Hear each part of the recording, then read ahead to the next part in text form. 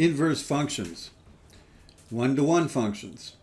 A function f is a one-to-one function if any two different inputs in the domain correspond to two different outputs in the range. That is, if x1 is not equal to x2, then f of x1 cannot equal f of x2. If a horizontal line intersects the graph of f more than once, then f is not one-to-one. Here you see the graph of f of x equals x to the fourth, subtract x squared, subtract 2. And you see the line y equals negative 2 is a horizontal line. It is crossing the graph more than once, so this is not a one-to-one function. The inverse of a function is found by interchanging the x-coordinates and y-coordinates of the ordered pairs of the function. For every ordered pair x, y of a function, there is an ordered pair y, x on the inverse of the function. The graphs of a relation and its inverse are reflections of each other in the line y equals x. Example 1. Sketch a graph of the inverse of the relation. Well, you got a relation given, and there are 5 obvious points there that we can take their ordered pairs. To find the inverse, we just switch the x and y. So our first point, you see in red now, is negative 6, 0. If I switch the x and y's, I will get 0, negative 6. And you see the point on the bottom of the y-axis there at 0, negative 6. That is the inverse point. I have negative 4, 4. That will become 4, negative 4. 0, 4 becomes 4, 0. 2, 2 doesn't go anywhere. It's an invariant point, and it's a point on your inverse. And lastly, we have 6, 2, and that becomes 2, 6. If you join the points, you get the graph of the inverse relation. Now we're asked to state the domain and range of the relation and its inverse. Well, the domain of your relation in blue, well, the smallest x value is negative 6, and the largest x value is 6, and everything in between is included because we have those solid lines connecting them. So our domain is going to be negative 6 to 6, and our range, you can see, likewise is 0 to 4. Now look at the inverse, or the red relation. Our domain ends up being 0 to 4, and our range ends up being negative 6 to 6. So what do we conclude? The domain of the relation is the range of its inverse, and the range of the relation is the domain of its inverse.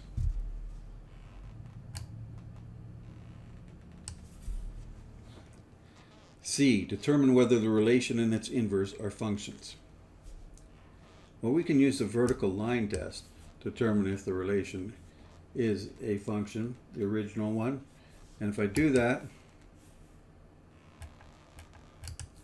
I'm going to go, the vertical line goes through, and at any point it's only crossing once. Now if you did that same thing with the inverse, you would see that's crossing more than once from 2 to 4. So it's not going to be. So, but let's say you didn't have that inverse graphed. Could we tell from the original one? Absolutely. To determine if the inverse is a function, we can just use a horizontal line test on your original relation. If it crosses more than once, that means the inverse will not be a function. And notice it crosses twice there, and will cross many times at 4. So the inverse is not a function. Example 2. Graph the function f of x equals x plus 2 all squared. Should recognize the vertex as negative 2, 0 from y equals a times x subtract p all squared plus q from our vertex form of our quadratic formula, or quadratic function. So that's our vertex. What about a y-intercept? Could we figure out a y-intercept? We plotted the vertex. Well, our y-intercept will always come if we put 0 in for x. So put 0 in for x. 0 plus 2 is 2. 2 squared is 4. So our y-intercept ends up being 4.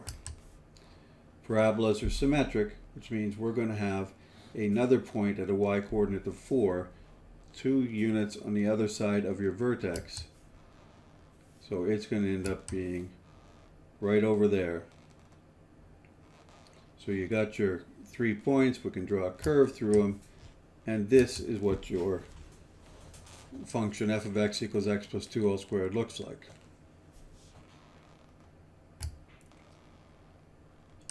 Now it says, is the inverse of f of x a function?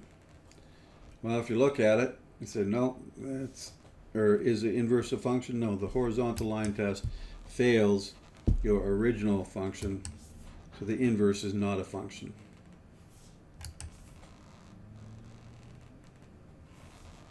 All right.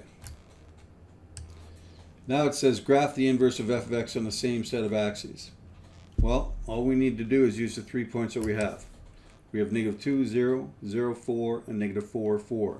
Switch the x and y coordinates. So it becomes 0, -2, 4, 0, and 4, -4. If you draw a curve through them, you now have your inverse relation.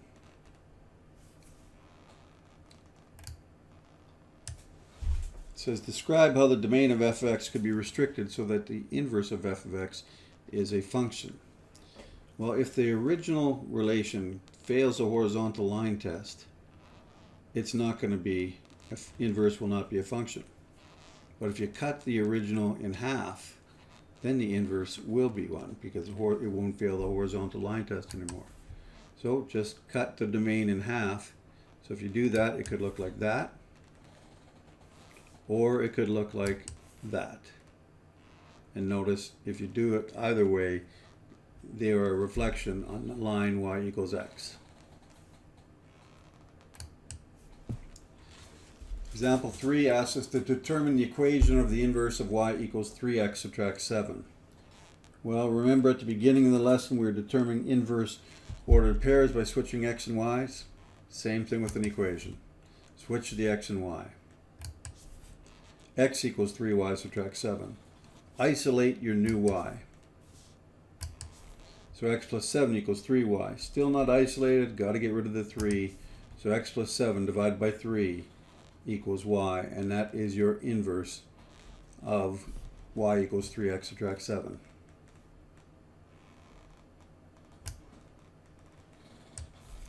Example 4, determine the inverse equation of the inverse of f of x equals x plus 2 all squared.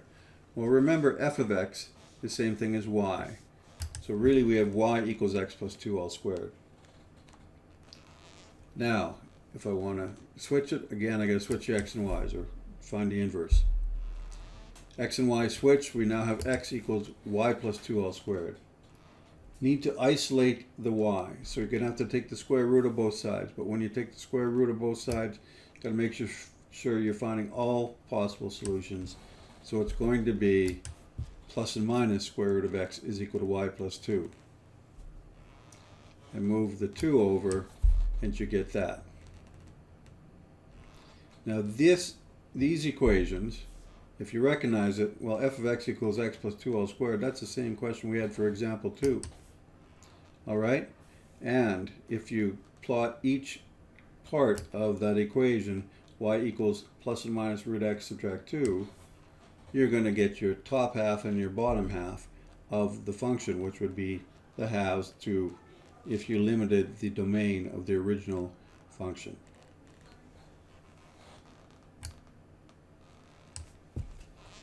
Example 5, determine the equation of the inverse of f of x equals x plus 8 all divided by 3. It says verify your answer graphically. Y equals x plus 8 over 3, switch the x and y. X equals y plus 8 over 3. Multiply both sides by 3, you get 3x equals y plus 8. Move the 8 over, you get 3x subtract 8 is equal to y, and that's the equation of the inverse. It says verify your answer graphically. So we're going to use a table of values to graph. So down there you see we have f of x, we have f, and the xy is kind of blocked out by the red box there a little bit, but we have negative 2, 1, 4. We've got to determine the values of y. Now we're using the equation, the original equation up top there, so y will equal negative 2 plus 8, which will give you 6 divided by 3, which gives you 2. All right? Then you go 1 plus 8 divided by 3, you get, you will add them, and you get 1 plus 8 is 9, divided by 3, you get 3. Notice the values I chose for x are 3 apart all the time, so that way I'm going to get multiples of 3, so I don't have to plot any decimals or fractions.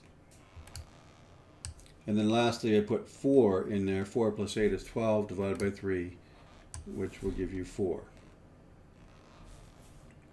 And if I plot those ordered pairs, it looks like that. I draw the graph, it looks like that. Okay, so there's your answer graphically, but now it's asking us to verify that the inverse coordinates work. Well, my inverse coordinates should be, if I move the y's over to the x's, I get 2, 3, 4. Let's plug them in to make sure we get the right ones. So they should be negative 2, 1, and 4. So if I put 2 in there, I got 3 times 2, which is 6, subtract 8, which is negative 2, is equal to y. So that first one works, negative 2. If I plug the second one in, if I plug 3 in, 3 times 3 is 9, subtract 8, which is 1, and that works as well. And lastly, if I plug 4 in, 3 times 4 is 12, subtract 8 is 4, so 4, 4 works as well. I could plot those ordered pairs, and you see you have the inverse graph as well, and it is a reflection on the line y equals x. And that is inverse functions.